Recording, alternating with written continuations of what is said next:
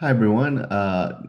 Thank you for coming in to attend this workshop on time management. I'm going to introduce to you Dr. Valerie Tornini. Shortly after her parents moved from Uruguay to the US, Valerie Tornini was born and raised in Portchester, New York.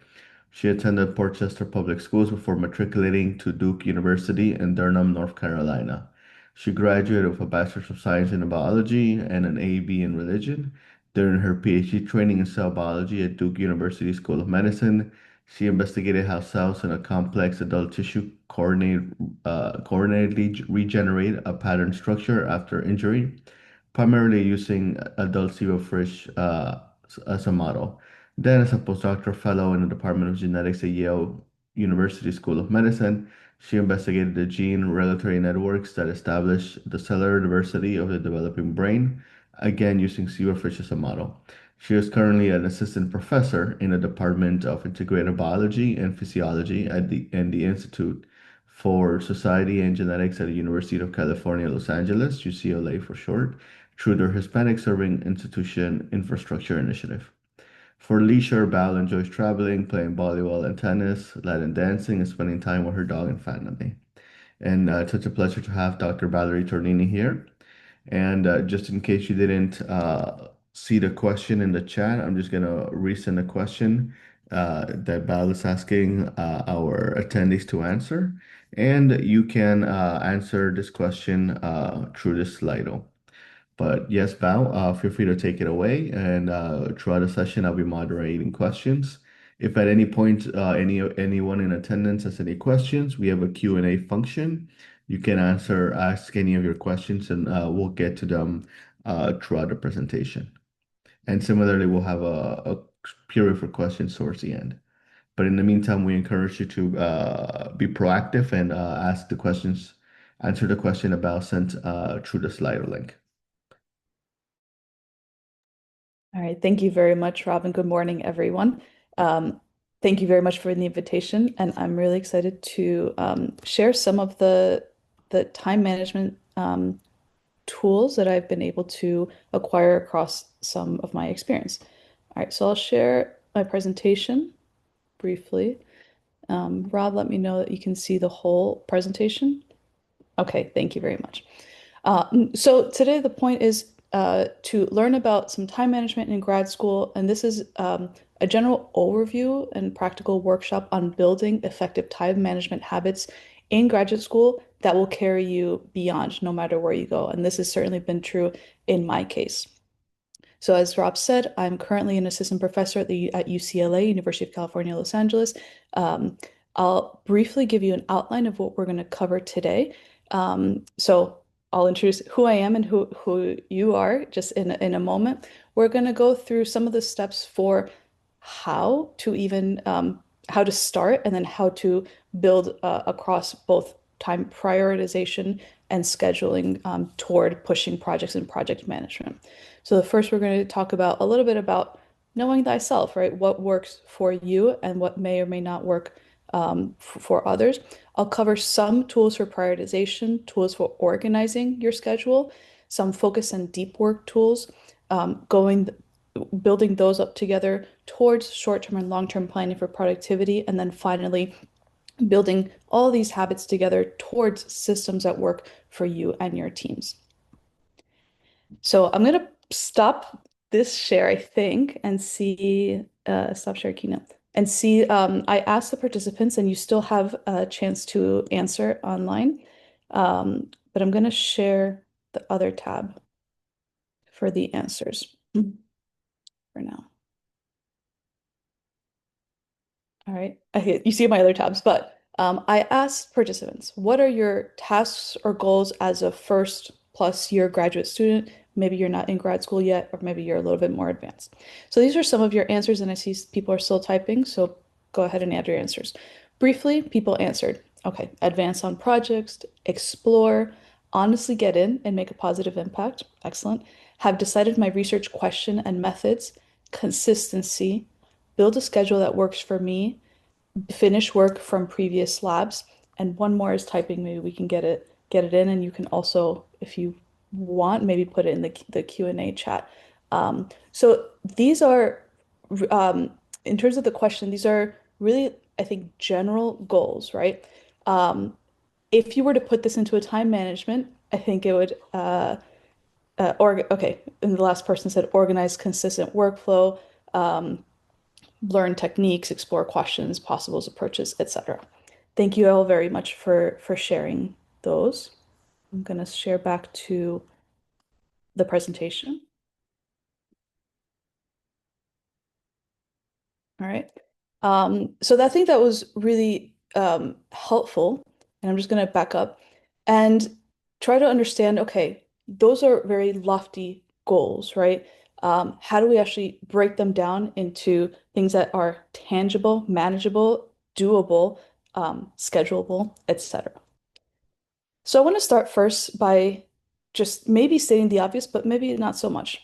It's really important to know yourself and how you work and how you think and where your energies lie, etc. Very big arching point. You are responsible for your schedule and time management. And especially a lot of people may be coming either directly from undergrad where you probably got a taste of this, or maybe you've worked for a few years or many years, you've gotten a taste of this, and yet you still maybe had schedule imposed on you. You still had to time manage. In graduate school, the beginning is still has some classes and still has some structure. Um, Yet the maybe as you advance, it becomes a lot less structured from the outside. So a lot of the structure has to come from within. External guidance or maybe pressure, if that's how you'd like to work, can help you, but everyone is different. So I'll preface everything that I'm saying that these are things that have worked for me or my peers. It may not work for you, so take and adapt what works for you from this, and happy to interact in the Q&A session, or answer any questions there. When I start this presentation, this kind of presentations, I pose some questions to ask yourself, and I ask myself all the time, and I'm constantly changing. So first, what motivates me? What are my drivers? What can I entice myself with to be productive, to drive toward a goal, right? Where and why may I procrastinate, right? What are my anti-drivers? How do I maybe focus on unimportant or not urgent tasks? Why may that be? How do I learn and work best? When am I at my most alert? And this can mean, and I'll just answer for myself. For example, I am most alert when I wake up. I wake up with the sun. Up at 6 a.m. My brain is alert. So I know that I'm going to try to put my most deep thinking type of work in the morning. That's an example. What tasks drain me? How can I minimize them? Everyone will have tasks that just really, really drain you, whether they are important or not important, but necessary, right? How do we minimize them? What are tools that can either automate or minimize or delegate, things like that? What tasks energize me? How can I maximize them? So these are things that will help you as you build your schedule and your time management. Again, these are things that will can only help you as you move along for that. And finally, beyond myself, how do I work with others? Especially in a lab, a PhD might, it depends if you've gone through the process. It might seem like you're kind of in it for yourself. That's really, really not true. There's a huge group dynamics component. And now I'm on the faculty side now, right? So there's a whole network of systems and group dynamics that you have to manage and others have to manage with you. And how do we build schedules and adapt tools to work with others as well? So I'll just preface this by taking these kinds of questions for yourself, and then adapting the tools that I'll present moving forward. All right. So when I asked you about what are the tasks or goals that are included in a first year graduate program, and then beyond, right? So these are just very general categories that I can think of, and probably you have others or subcategories, right? So most people will have classes and or TAing or teaching, maybe fellowship and other applications. Maybe you're helping your lab, if you're in a lab that write grants, get data, etc., putting together presentations, traveling to conferences, constantly preparing presentations, even internally. This can include outreach or maybe extracurriculars, a big chunk of it really is the research component, right? And we'll talk about what that entails. And I often things in terms of grad school, um, we can forget the personal and family life. I know that I certainly did, and I burnt out, right? And so I had to learn how to restructure myself and how to build that into my scheduling, right? And time management. This is probably something that many of you may have seen, but I think it's really a really important framework to understand how do we think about prioritizing to then time manage. So here on the y-axis, we have something that's important, increasing in importance, and then on the x-axis, increasing in urgency. I want to maybe just go in the categories in terms of the order that maybe we don't want to be in. So not urgent and not important. What if it's not important, why are you doing it? Right? And I think it sounds obvious, but especially when you're so you're focused in the day-to-day experiments or things are maybe getting slogged down, we do sometimes, and I have done this, we sometimes lose track of why am I doing something, right? This experiment, this side thing, this appointment that I don't, this coffee that I don't want to meet with this person, whatever it is. So for this, you can decide, okay, maybe I just don't do it, or I save it for way later, right? Make a note, a post-it, a document, an online, some growing document, email it to yourself, something that when the time comes, you can revisit it if it then becomes important. Not important, but urgent.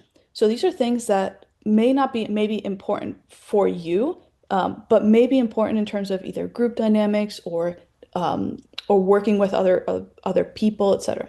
These are the kinds of things that you can potentially delegate if you have that power.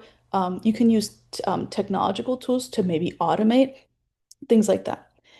Now, this top quadrant is where you most likely want to always be, if possible. So these are important and not urgent. What this means is these are the things that will get you to your goals, accomplish your tasks, build toward your long-term goals. It requires planning. So for something to not be urgent, it can't be due in a minute, right? Or tomorrow. This means that you have to plan back out and schedule it out so that by the time you reach the stage that it's due, it's still important. It's not urgent because you've already done all the work. You don't have to rush. And especially, and I add here other team members, especially if you rely on others, including your advisor, your lab mates, maybe it's a collaboration, whatever it is. This is really, really important to be very, very organize and plan things out and communicate with other team members as well, including if you're not going to hit certain marks. That is okay. That happens. Everyone is human. But this is the most important quadrant that you, I think, should always want to be in. Now, important and urgent. We will all we will all be in this quadrant at many points in our life, and especially in grad school and beyond. So these are things certainly that must be completed and must urgently be completed. So go ahead and complete them as soon as possible. What this means is that something that takes up space and time in here is now getting deprioritized from this important, not urgent quadrant. So you can play with that, and this happens, right? Things come up, but you want to mitigate what this looks like, and I'll talk a little bit about that in the next slides. All right. So tools for prioritizing your day, week, month, maybe year, whatever it is. In general, everything that you do should belong to a larger, important goal. And usually when I plan things out, I actually write out the goal for my day, my week, my month, whatever it is. I actually write it out so I see it. It's visual. It's right in front of me. I can't forget it. Generally. Um, I try to have in a day or a week something that's like a really high priority task, and it can be a big lift, but usually I have like one super important thing that I have to accomplish that day, that week, whatever. Generally, maybe three medium priority tasks, and this is if you're planning out your day, And finally, seven to 10 low priority but important tasks. And these things can include something like I need to check my Slack messages, answer quick emails, like do things, but they're not super, they may be important, but they're not in terms of priority. They're not going to get you a paper, for example, or complete that main experiment. Maybe they are, but you need to do them. So this is generally how I break down, like the breakdown of a day or a week. I want to emphasize that planning, like building in time to plan, is actually part of your schedule. So blocking out time either each evening or first thing in the morning to plan your day is really important. And likewise, I don't know if I put it here. Yeah, I actually do a treat yourself prioritization and scheduling it. So for me, Sundays at 2 p.m., I put like a block out an hour. I treat myself to a coffee. That's my planning date for the rest of the week. And some people like to do that at the end of a previous week, like on a Friday afternoon, things are winding down. Schedule things for the next week so that when you come in on Monday or whenever your next day is that you come in, you're not draining your mental resources and your time to then start planning, and you've already eaten into your day or your week. I just put this, and what that looks like for you can be very different. So in my case, I do use post-it, like manual post-its. I have color codes. I put big things like um, a paper or a project. Like it is in front of my face every day. Like I am there. For post-its, some people, I actually have a notebook where I like checklists and I like checking things off lists. And that's a motivator to me. And maybe that's for you too, right? And this is something that I like to do. Some people like what is it, the calendars, the agendas. And there's a lot of digital tools. So I'll talk a little bit more on that. But briefly, this is how I think about prioritizing at scales your day, week, month, and I mean, these are very basic tools, so you can really use them and they're not expensive at all. All right, let's go back to time management, breaking down tasks. So I just mentioned, okay, these are general kinds of things that you will need to do in grad school, probably. I want to just break down, okay, what does this look like? For research, usually you might have a couple of projects. If you have too many projects, maybe think about that or talk with the advisor. If you have maybe only one project and it fails, have backups. So generally, many people work with a couple of projects. What does a project include? It includes experiments, including maybe backups, things don't work, this, whatever it was. It includes reading. Reading is a really big part of research. And at least in my case, I was very focused on, especially at the beginning, on doing and maybe proving myself that I can like physically do things. Whereas the point of a PhD will be, can you think? Do you understand maybe what has been done? How do we create new ideas to then test? So this is the point of a PhD. Can you create knowledge? So reading is a really big part of that, and scheduling blocks in for that. Practicing some techniques really just take a month to just sit. You just have to sit down and do it. Block that in. Analyzing data, learning how to analyze data. All these things take time. Thinking takes time.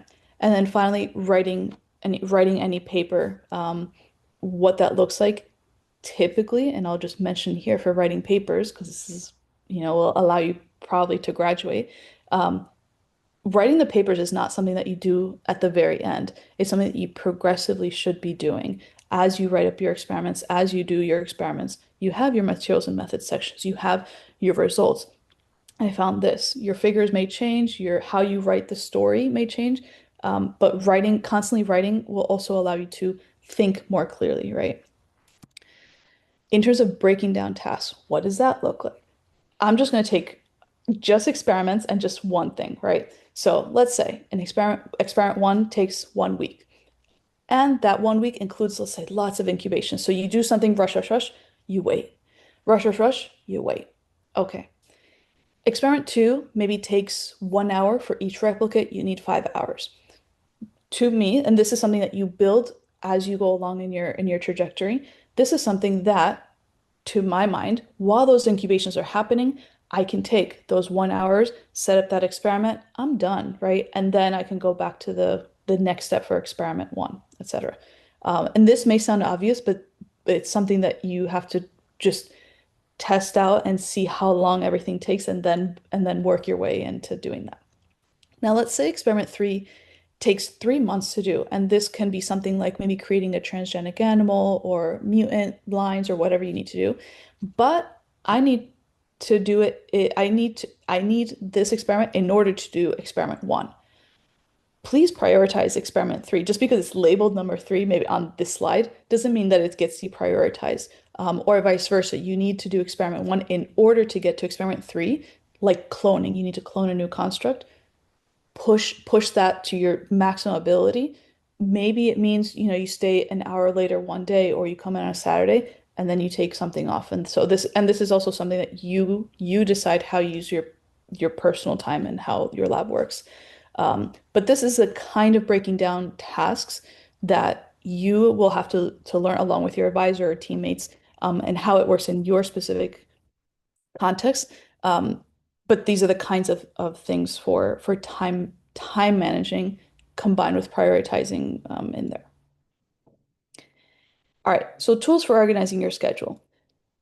Again, I say invest the time for planning. On the right over here, we have a screenshot, a random screenshot of a week for myself, just my calendar. And I'm just going to say use the tools. So here we have just a week, um, a normal week, and this is me at a PI level, but this is also this, I'm not more busy than anyone else, right? Everyone's busy in different ways. And so going through time blocks, actually putting appointments for yourself in on your schedule is really important. And they can be meetings, they can be here, for example, I am blocked for writing. I know that I'm very focused in the morning. I need the whole morning to just write. Okay, I can block it. Sometimes I work with zebrafish. Zebrafish experiments are in the morning also. And so I know that I need to do maybe experiments in the morning and then save the afternoon for, usually I'll put meetings in the afternoon, something like this. So use the tools to your advantage. And I'll also mention this is just a Google Calendar, but I think Apple, any of the different calendars that you can use. I put things that are important for me to either remember. So for example, here I put arrange schedule for this week. I block this off for me here. I need to do something bigger picture, revisit this review that I'm writing. This resubmission is due, like it is due today. So these are things that I kind of keep at the top of the day, so you can just hit like all day and have these up on this top. I just added here, write everything down. You will not remember it. This is true for your lab notebook. This is true for your schedule. This is true for everything. Write it down, make an appointment with yourself. Um, a general rule that I've heard from time management experts is generally schedule around 50% of your days, 70% on the kind of the higher end. It depends on how you like to work. Leave some breathing room for yourself, and we'll talk about that in a little bit, as well as just, things do come up during the day. So you don't want to completely block off your day, and then it doesn't allow for flexibility for these important and urgent things to come in, for example. So that's what I'll mention about just organizing your schedule and using the tools. In terms of use on the calendar, and I'll mention this later, use it also as a way to work with other people, right? So even if it's a 10-minute conversation or a coffee or something, put it in your calendar, invite them, there's accountability, etc. And Rob, I see that there's things in the chat, but I can't see them. So let me know if there's any good points to stop, or we can save them for the end. Okay. So some notes about using a calendar. So first, please use a calendar. It's not something that I used it kind of when I started grad school, and this was a while ago, and then it became just the most important thing. So if it's not on my calendar, and I put this in my lab onboarding document, and it's just my ethos, if it's not on my calendar, it's not happening. I'm not going to remember. It just doesn't exist for me, right? Send calendar invitations, like I just mentioned, even if it's for a 10-minute check-in. And I'll mention here, you can also put, you don't have to send, there's a millennial joke that people send like a calendar invite 2 weeks out for a coffee date. You don't have to do that either. But you can also but use this as a tool for planning for yourself, right? If it's vacation, if you need to block out, I need to organize my plan my vacation, whatever it is. That goes onto your calendar too, right? It's part of your personal life and it's part of keeping yourself organized and planning long term. One of the tools that I use a lot is recurring events. And this, again, minimizes the mental load for me. I don't need to remember to do something because I've already helped myself by saying, hey, for 2 weeks, every week on the top of my calendar, say, I have this appointment coming up. I have this review coming up, a meeting, whatever it is, work on it, think about it, reach back out, follow up, whatever it is. Use recurring events as a tool for yourself. Within those, any calendar invite, help yourself again. So these are things that uh, you will adapt and use for yourself. Add either documents, like attached documents, or links to things that you need to do for that task in your calendar in your calendar event. Basically, minimize activation energy. I know that if I go to start a task and things aren't either on my bench already kind of organized, laid out for me, or I need to go find what was that document, what was that email, what was that attachment. I am now draining my mental resources and I'm draining all the energy that's supposed to go into this really important deep thinking task that I need to do.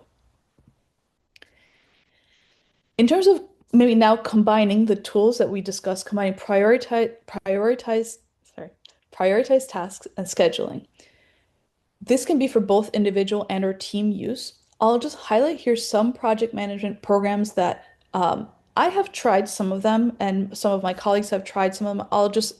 This is not an advertisement, it's just what I know. And I know there's so many out there. Every year there's a top, project management, whatever, app review. These are some of the basic ones. I did use Trello for a long time. I did like it. It worked okay for me. Some of these others, you can look them up. You can screenshot this, whatever, and you can look them up. Some of them are free. Some of them are able to sync across different platforms, etc. I'll highlight that you can also just make your own, right? Whatever works for you. And maybe we can I can copy this link at the end into the chat if you want. This is from the Vanderheyden lab. She created just a to-do tracker. It's just on either Excel or Google Sheets. And it's just a way for yourself to make your own categories. Say, is this important? Is this urgent? Add in a due date or deadline. I didn't put this in the screenshot. What is the task? What are the links? So everything is very organized. And I use this. This is my go-to planner. I just know that I go to it. It's something that I've ended up using. It's free. I can adapt it, etc. So from here, look up different things that might work for you. And yeah, and we can chat later about what that looks like for you. One thing that's been helpful, especially for project management, which links to time management, are Gantt charts. And maybe a lot of you are familiar. I wasn't when I was in grad school, and I became familiar in my postdoc and certainly now as a faculty. So Gantt charts are a really good visual way to keep track of progress. This is an example, a screenshot. There's all kinds, different color codes, different whatever you want to do. So this is really helpful, especially for any kind of project. It could be a specific like experimental project, it could be a personal project, it could be outreach, whatever you want to do it. It's adaptable to teams, right? So for example, here you can assign or say whoever's assigned to this, or if it's a group thing, who's in charge of this task that my work now also depends on them completing it, right? So this is where a lot of the group dynamics come in. There's many versions. This allows you to basically front load the thinking and the planning and then just follow the plan. And again, there's adaptability. Some dates might change, some progress might be stalled, but this a lot of the pre-planning, the thinking has already been done. Moving on to tracking progress. So I mentioned we are all in training, myself included, right? We're all constantly learning, new tools come up, new world experiences happen, right? So we're all in training in terms of tracking progress. I really encourage you to work with your advisor, and I say this now on the other end, right? So I work very closely with my mentees and trainees to make sure that what you think are priorities are indeed priorities. And this is something that especially towards the beginning of grad school, it's just the way it works, right? That's why you're in training to learn what are priorities and um, how to know that they are indeed priorities or and important. One thing that I do a lot is build up a log of meeting agendas and task sheets. I'll show you what that looks like just in a moment. I actually don't delete things. So for example, if I use Post-its, if that's how you end up doing, I can actually keep Post-its like in a notebook. I don't delete things. It's really helpful for me to visually see what the progress or the stalls are. Um, I do this using an online document, or it could be just a Word document. Keep one document with the newest items at top and build a log of meeting agendas and task sheets. In terms of tracking progress, there will be times that we are stuck, and this is normal. It's part of the process, it's part of the training process, right? Use the resources to get unstuck. So use the tools, use people, it doesn't have to be your advisor, it could be your near peers, it could be group like Cientifico Latino, it could be whoever, use the resource to get unstuck. This will always happen. It is normal. And then finally, I want to revisit this note about grad school about um, it's not free, but free unstructured time. You are at a point in training that you again are in charge of your schedule, and so um, it depends on your personality and how you like to work. It can be daunting, or it might feel like sometimes if no one's telling you what to do, I don't have anything to do, or I'm not really aware of the priorities. So this is where writing everything down, keeping the big goal, kind of written at the top of your day, your week, your month, whatever it is, um, can help in terms of that. And when we can talk about that later. I'll do two screenshots of what in my lab or what for myself and my lab looks like. Again, it's so simple. You can fancy it up however you want. It's just a DIY, do-it-yourself task tracker. So basically for each week, these are the goals for that week. Write them in, big goal right at the top. These are things that I need to generally do that week, whatever it is. Then either placing from the general, place them into, okay, what am I doing Monday, Tuesday, Wednesday, whatever. You can add a prioritization score. You can say at this time, whatever it is. Usually this will be reflected then in my calendar when I actually time it out. In one document, I just copy paste this. So for the next week, the next week will go on top. And this is one document so that you build everything. At the end of your 5, 6, whatever year, how many years in grad school, you basically have your track, right? And you also see your growth and maybe what is or is not working. And this is really helpful also for your advisor to say, it's been 3 months that you're telling me this is not working, this is working. Should we change projects, right? It may not even be about you. Similarly, I have this agenda that again, weekly so I'm the advisor now, but I had it with my advisor in postdoc, and I do this for myself. So the weekly reflections I add for myself, I don't share it with my advisor, and I don't intend people to share it with me unless they want to. So I do think, okay, what did I accomplish this week? Um, where am I going? Am I feeling stuck? What does that look like? In terms of meeting with your advisor by date, similar idea. Copy paste this so that the newest on top stay on top, and then keep all the meetings in the same document.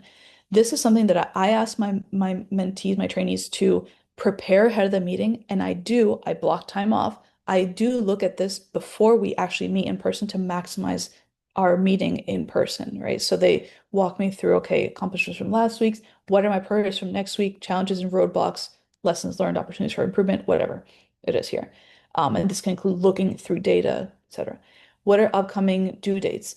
This is really important, especially for your advisor. Do they need to write a letter of support for you? Do they need to pay for registration? Do they need to do things? This is really helpful, not just for you to plan, but now it includes someone external to you, right? Action items from the meeting. So as we're meeting, what did we agree that we're going to work on for next week, next month, whatever? And this includes bidirectional, right? Is your advisor going to reach out to a collaborator on your behalf or something? So this is really helpful for in writing, keeping track of everything. And then finally, larger goals, right? So these are those long-term goals of 3 to 6 month goals. And this can be, you can copy paste it every time if that's the goal, right? But making sure that you see it and that you work with it every time, I think is really important. So you can screenshot this, make your own version. I have found it incredibly helpful to make sure that I have a tracker of some sort to understand how I'm managing my time and how that leads to productivity and their outputs. I want to move now to focus and deep work tools, and especially in grad school, as you're in sometimes when you're doing experiments or kind of in the nitty-gritty of things, I know that I didn't really build this kind of skill until I was a little bit later in grad school, and certainly by the end, yes, and into my postdoc. So again, find what works for you. You have to know thyself. You have to create mental and physical spaces that maximize your productivity to the extent that is possible for you, whether it is in your physical, if you're in a lab, your lab, maybe libraries, maybe home is not peaceful, and that's part of your reality. But w finding ways, sometimes just even noise canceling headphones. I don't have any, but noise canceling headphones, things like that that maximize your productivity for yourself and how you know you like to work. Again, know thyself. When are you most alert and focused? So usually I want to stack the high priority, deep thinking tasks here if possible. When is it almost nap time? When I'm just like, I'm not really productive. Okay, stack necessary tasks like maybe checking emails, some meetings, maybe, Slack, etc. here. Again, use the tools. And it can be really difficult to find uninterrupted time in lab, and especially depending on your personal circumstances, your family circumstances at home, it may be really difficult to find uninterrupted time outside of that. And it is okay to set reasonable boundaries. So what that means is sometimes if you're a lot of times labs are very communal, you don't have your own office. So maybe that means you need to put your headphones on and just maybe communicate, hey, if I have my headphones on, it means I'm deeply thinking, please wait until later to ask me questions or Slack me, turn your Slack off, and I'll get back to you when that is. So it is okay to set reasonable boundaries as long as it's safe. So for example, don't like completely mute yourself. You need to be able to hear if there's an alarm or something, but things like that.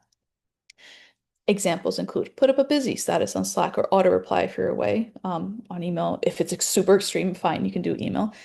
Generally, close all tabs or use a separate window or desktop exclusively for the task at hand. Again, minimize distractions for yourself, build tools for yourself. I do like to use a Pomodoro timer. I don't know if anyone has used it. These are basically chunks, a timer that chunks your productivity, and it could be maybe 15 minutes, 25 minutes with a 5-minute break, whatever it is. They have different timers at that. Or I actually use a visual timer. So, and this is really helpful for me so that when I know that I have a meeting coming up, like something in my schedule is coming up, I only have tw exactly 25 minutes to work on something. I put this little physical timer and I don't think about time, right? So either when it goes off or I can glance and see the color code that it's going down close to zero. It gives me a quick mental note. Okay, I have, 10 minutes left.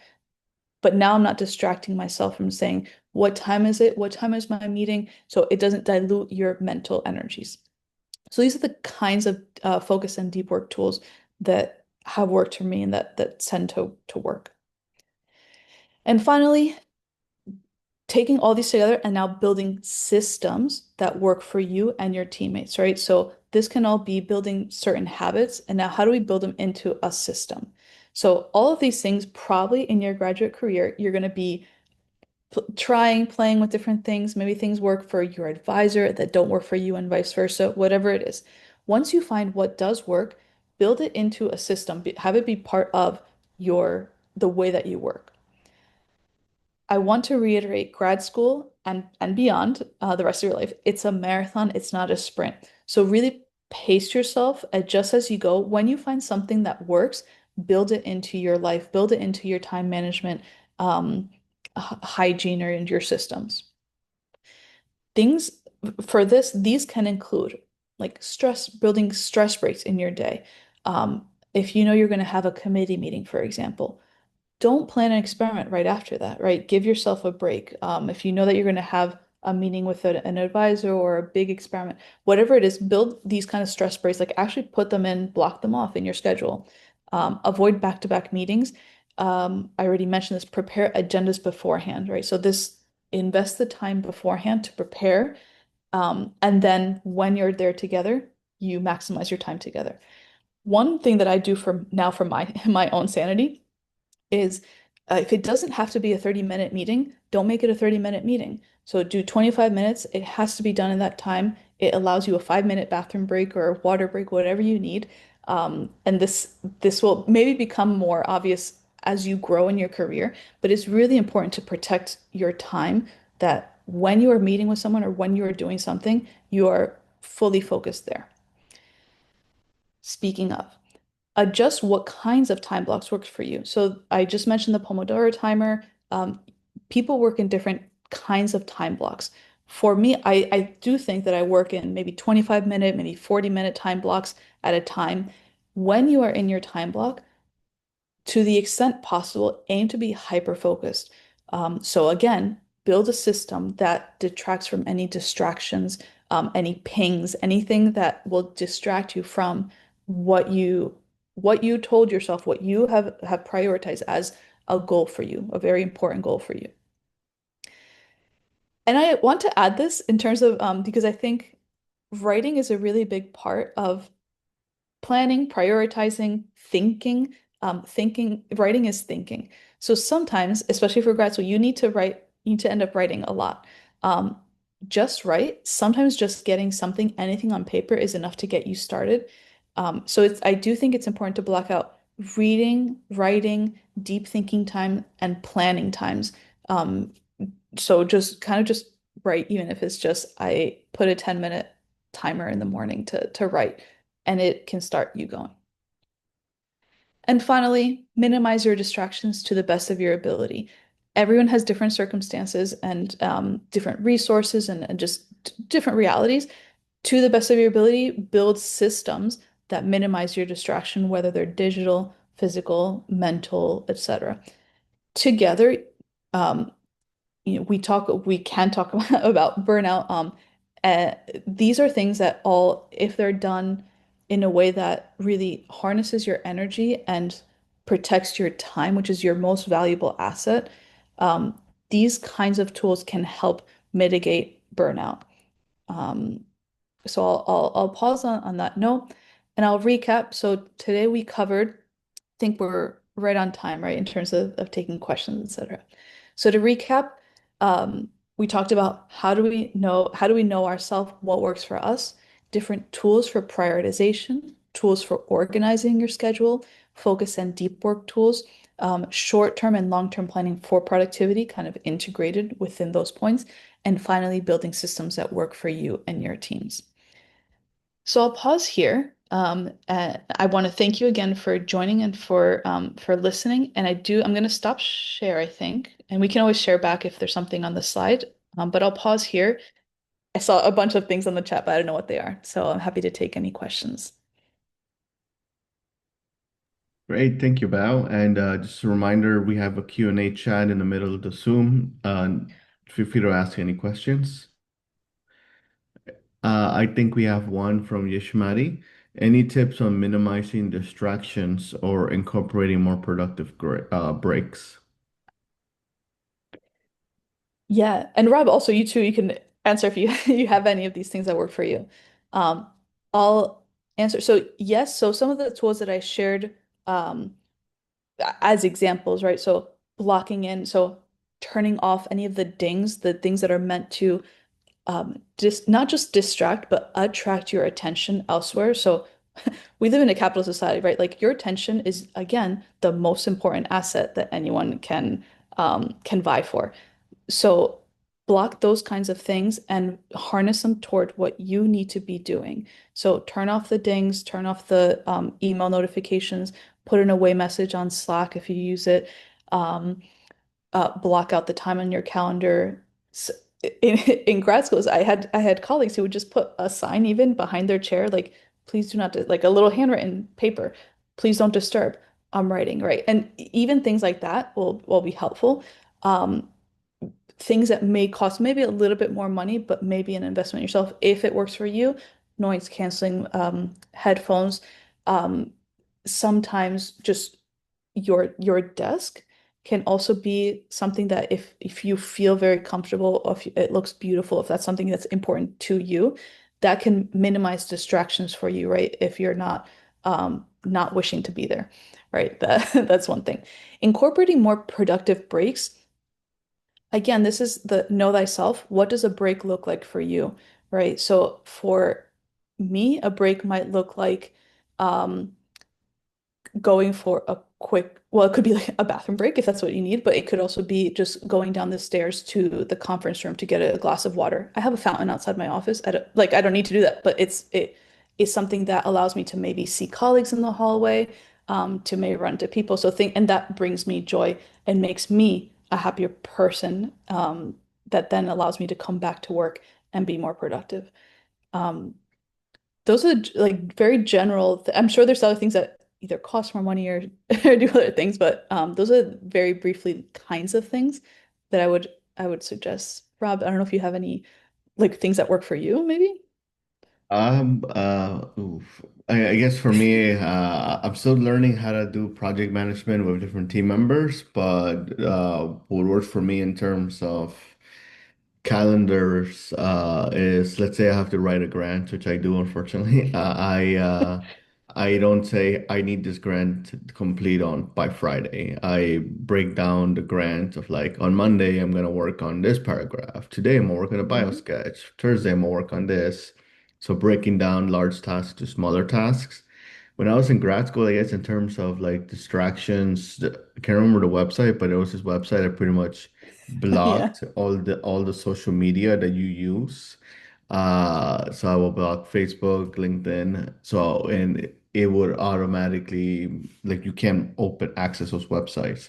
So that would prevent me from focusing on other non-important tasks. Lately, what I do as well is sometimes I have writing music. So if I have Mm. certain music that I play when I'm always writing, and when I hear that music, I know that it's time for me to work. So that's something that I've been doing. We have a question from Maria Luisa Lopez de Oliveira. Any tools you use to organize your day/week better, like websites? Yeah. So I can maybe sh quickly share what it presented, and we can talk that maybe you're also asking for additional. So let me just organize your day week better. So I mentioned I this is the only way that I work. Just I use Google Calendar, but it can be any calendar. Really just prior, so putting things I put at the very top, like that's for the day. I organize like these are things that need to be done either by this day or start thinking about, email this person, whatever it is. And then actually time blocking it out, down here. In terms of websites that might help you, I don't know about organize your day time, but they can. I included some of these, which some of them have, you still have to do some of the work because they don't know how you work, but some of these do have some features that it can help you organize your day or week better, and certainly Gantt charts are a really helpful one. I'll note that I know that, and I'll stop share for a second.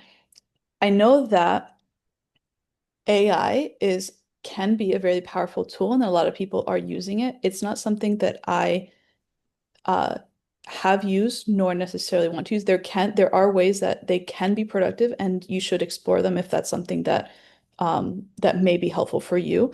Um, for me, it's not something like just in terms of environmental, but it's not something that I, as a person, not as as a panelist, use. But there are certainly other tools that can help you, that AI driven that can help you organize, right? Especially if you feed in, hey, I need um, this done within a 12-week span. That's something that AI could help you kind of help you break down, and then you go from there and tweak it for yourself. Um, but I'll mention in advance that's why I personally did not include any AI tools, though they do exist, and you're of course welcome to explore them. We do have a question from Valeria. What is your advice for organizing for a couple of technical certifications? I need to do self-learning, but I have 7 to 5 job, and after that, some commitments. Would be great to block at least 30 minutes early morning or study better or weekends or in my free time. Thank you so much. Yeah, so this is a great example, Valeria. So these are things that I certainly have done, right? So especially with at least the way that it was structured in grad school and postdoc, outreach fell into this category for me. I did bioethics, so I wrote separate reviews, separate from my primary research, like what my job was, even though it's all part of my job and my professional development. Um, so in terms of organizing yourself, I think, something like what you mentioned would be great to block at least 30 minutes early morning, if that's enough for you. Maybe, and if you are alert in the morning, if that's when you do your best work, okay. If you have a 7, I'm assuming to 7 a.m. to 5 p.m. job, but that may not be true. Um, just if that's the time that works best for you, you might have to wake up at 5 instead of 5:30 or whatever. If that's when you're most alert. I personally know that I'm very drained at the end of the day, so that would not work for me. But especially weekends, I did like to work on weekends. And in my free time, it's what I chose to do with my free time. And especially in graduate school, again, it's very unstructured. And the work is never done. And so I know that especially as a student, there is a work-life balance. And it is also true that part of the PhD is that the work that goes into creating knowledge is just constantly thinking about it, right? And constantly working on it on these things to the time that you want. So I don't know if I have additional um advice for you beyond what you suggested. It really just does depend. It depends on you and your energies, your schedule, your family and personal commitments, etc. But I'll mention, yeah, that's how I did like to work. Before we move on to the next question, lately, Valeria, that's something I've been doing myself as well.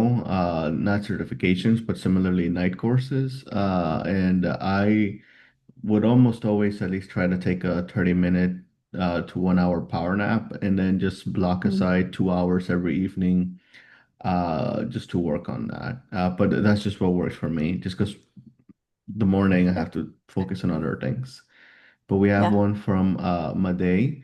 Could you talk about those moments of inspiration, for example, writing? I often have those later at night and I kind of take advantage of it. However, next day I'm sleep deprived and I'm tired, so I can be very productive. What would be your advice for this? That's a great question. Yeah. That is a great question. Again, this goes at how you work, how you work and like to work, and what are the external pressures that I mentioned at the beginning, right? What are the external pressures, which is your maybe your work schedule, transportation schedule, personal, family, etc. Um, I don't know that so I can talk about my moments of inspiration. Um, and when I have that in the morning, I block like my time is already blocked off. I will say, right? I don't have kids. I did have dogs, so sometimes my mornings were taken up by that. But I don't have the kind of pressures that maybe other people do. So I do have a privilege to be able to just wake up and write if that's what I choose to do, or stay up late at night. In your case, it sounds like you're sleep deprived and tired, presumably because you have to be up a certain time the next morning. And maybe that's something that if it's possible for you, I don't know your situation, you can adjust it, right? So I know a lot of people who work late into the night and then come in maybe the next day instead of at 8 or 9 a.m., they come in at 10 a.m. if that's how your Mhm. lab works. So that's something that you maybe can explore, shifting what works for you. Many labs, so the point of a lab is also that you're in community with your team members. So a lot of labs may have like an in-person, like general, maybe like it's expected that people are in at between 11 a.m. and maybe 3 p.m. Like just that there's always there. So maybe working with your advice, if this is appropriate, working with your advisor or with your lab and seeing what does that look like for in person or expectations for your specific situation. Because it sounds like if you can be really productive at night and you just take advantage of it, right, go for it.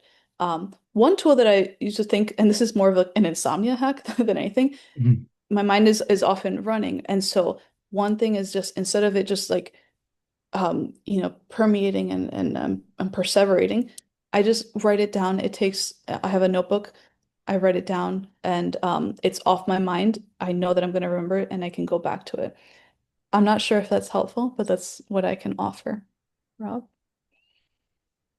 Yeah, yeah, similarly, what I do is so I have Facebook Messenger, so I always message myself when I have these moments of inspiration or talk about this or do this or don't forget to add this to your calendar.